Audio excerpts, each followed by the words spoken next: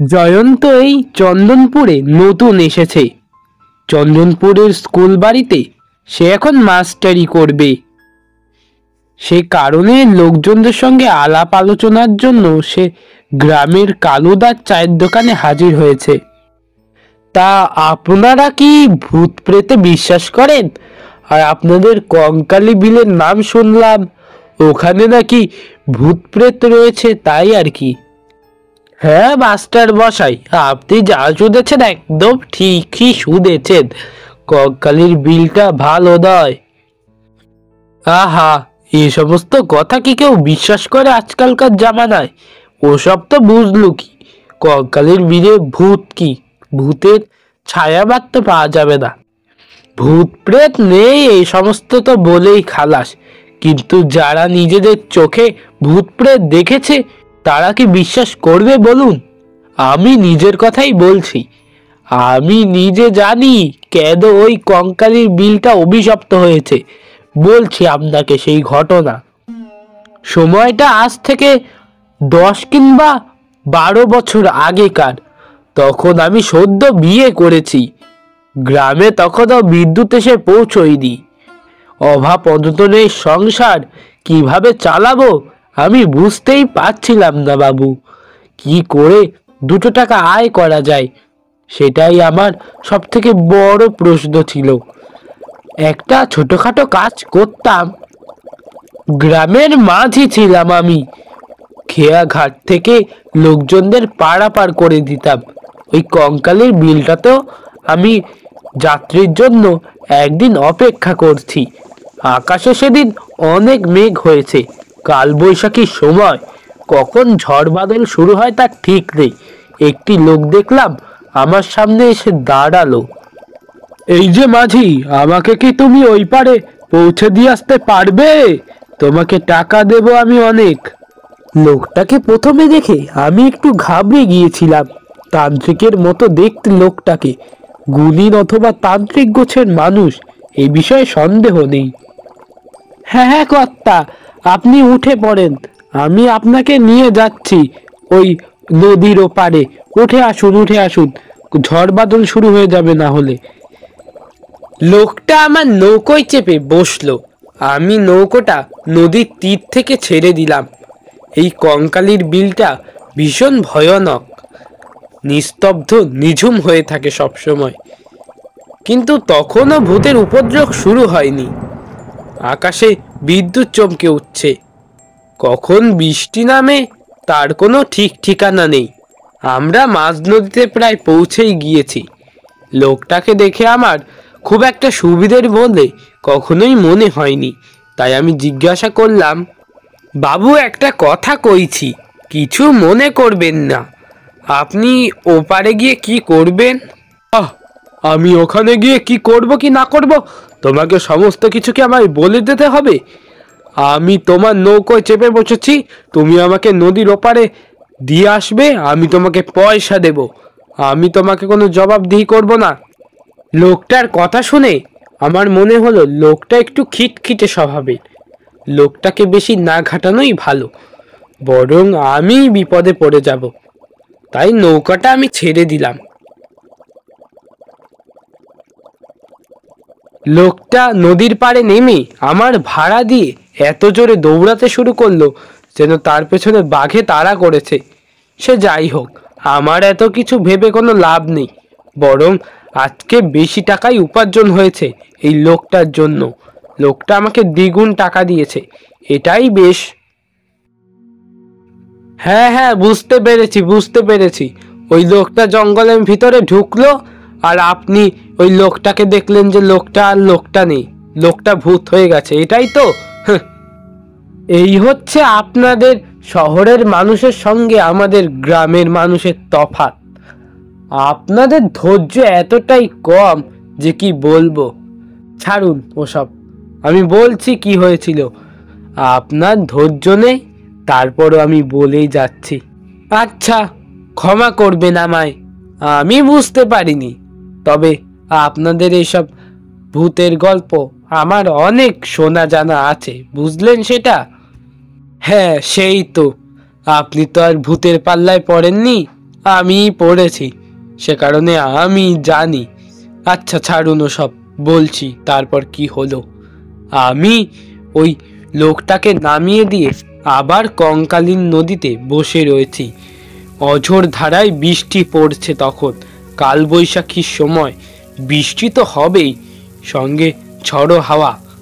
দূর থেকে দেখতে পেলাম একটা লোক ছুটতে ছুটতে আমার নৌকার দিকে এগিয়ে আসছে।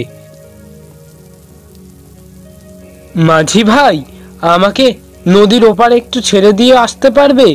আমার যে ভীষণ বড় বিপদ হয়ে যাবে না হলে, একটু চলো না। কেন যাব না, অবশ্যই যাব, এটাই তো আমার পেশা। আপনি নৌকার ওপর উঠে বসুন, আমি নৌকাটা ছেড়ে দিচ্ছি, ঝড় বৃষ্টি হচ্ছে তো। লোকটা নৌকার ওপর চেপে বসতেই আমি নৌকাটা কঙ্কালীর বিল থেকে ছেড়ে দিলাম।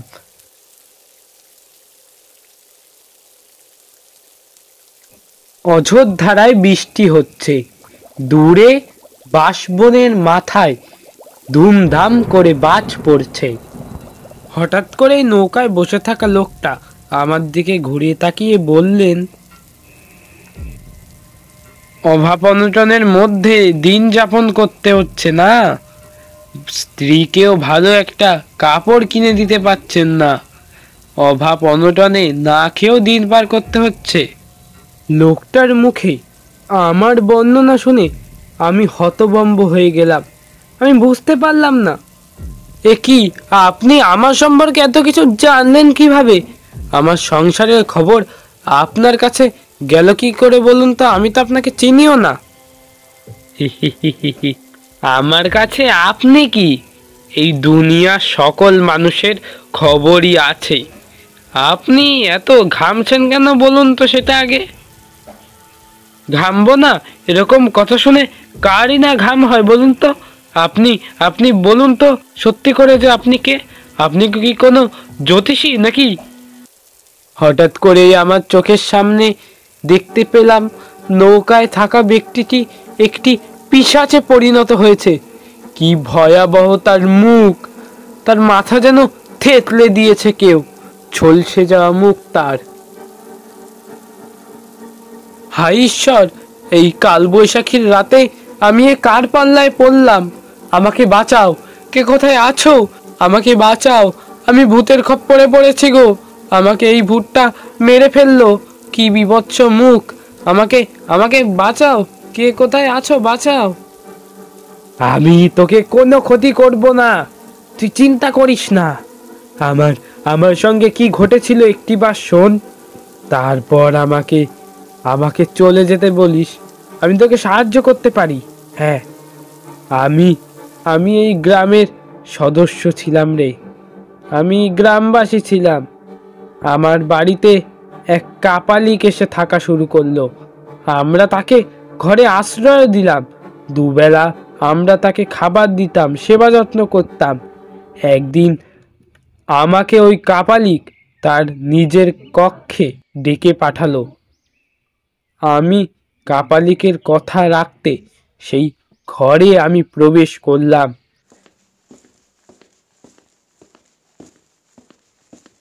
কি হয়েছে বাবা, আপনার কি সেবায় কোনো ত্রুটি হয়েছে? আমাদের কি কোনো ভুল হয়ে গিয়েছে? আপনি আপনি বলুন, আপনার কি হয়েছে? আমি তোর কাছ থেকে একটা জিনিস চাই রে বাপ। আমি আমি তোর মেয়েকে নিতে চাই। তোর মেয়েকে আমি ভৈরবী করে তুলব। ও আমার সাধনার এক ভৈরবী হবে। ওকে ওকে দিয়ে দে, তুই দিয়ে দে ওকে, আমায় দে। এ সমস্ত কিছু কি বলছেন? আমি আমার মেয়েকে আপনার হাতে কখনোই তুলে দিতে পারি না। আমার মেয়ে ভৈরবী হবে না, আমার মেয়ে সংসার করবে। আপনি এক্ষুনি বেরিয়ে যান।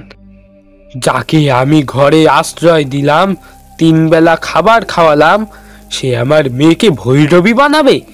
রাগে ক্ষোভে আমি ঘাত ধাক্কা দিয়ে ওই কাপালিককে ঘর থেকে বের করে দিই। এই, তুই আমাকে বের করে দিলি তো, তবে মনে রাখিস, এই নিবারণ গুণিন তার প্রতিশোধ নেবে। তোদের একটাকেও ছাড়বো না, আমি সব কটাকে শেষ করব। এরপর একদিন আমাদের বাড়িতে আগুন লাগিয়ে দেয় ওই গুণিন কাপালিক। আমরা মারা যাই, আমি, আমার স্ত্রী আর আমার কন্যা। আমরা অতৃপ্ত হয়ে ঘুরে বেড়াতে থাকি, কখন ওই ভণ্ড গুণিনকে আমরা হাতের কাছে পাবো। আজকে গুণিন নদী পার হয়ে যাওয়ার সময় ওকে আমি সেখানেই খাড় মোটকে মেরে ফেলে এসেছি। তো আপনি তাহলে এখন মুক্তি পাননি কেন? আপনি আপনি কি করলে মুক্তি পাবেন? আর আমার কাছেই বা কেন এসেছেন? আমি তো আপনার কোনো রকম ক্ষতি করিনি, আর আমি জানতাম না যে উনি সেই ভণ্ড গুণিন। আমাকে আমাকে দয়া করে ছেড়ে দিন আপনি।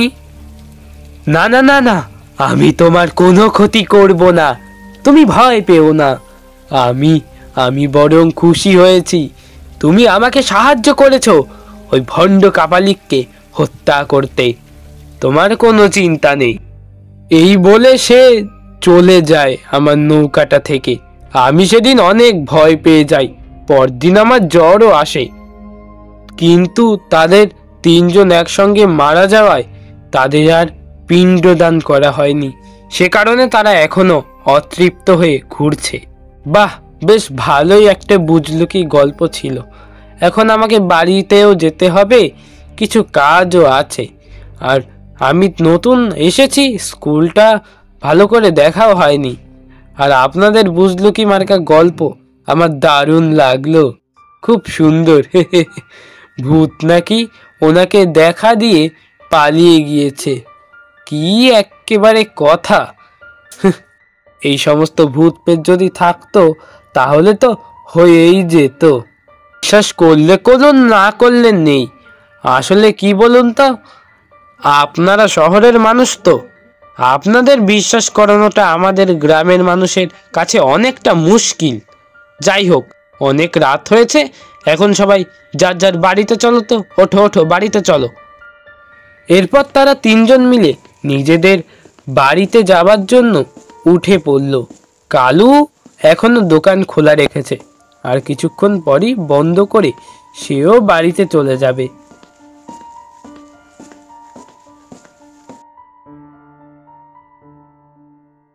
জয়ন্ত হেঁটে চলেছে সেই কঙ্কালি বিলের পথটা দিয়ে। এই পথটা দিয়ে স্কুল বাড়িতে সে যাবে আর কি। কঙ্কালি বিলের ওখানে পৌঁছতে না পৌঁছতেই একটা ঝোড়ো হাওয়া তার গায়ে এসে লাগলো। বিলের দিকে তাকাতে না তাকাতেই সে এক ভয়ানক দৃশ্য দেখতে পেল। বিলের মাঝে তিনজন দাঁড়িয়ে রয়েছে, তারা এক বিক্ষুব্ধ দৃষ্টিতে তাকিয়ে রয়েছে জয়ন্তর দিকে।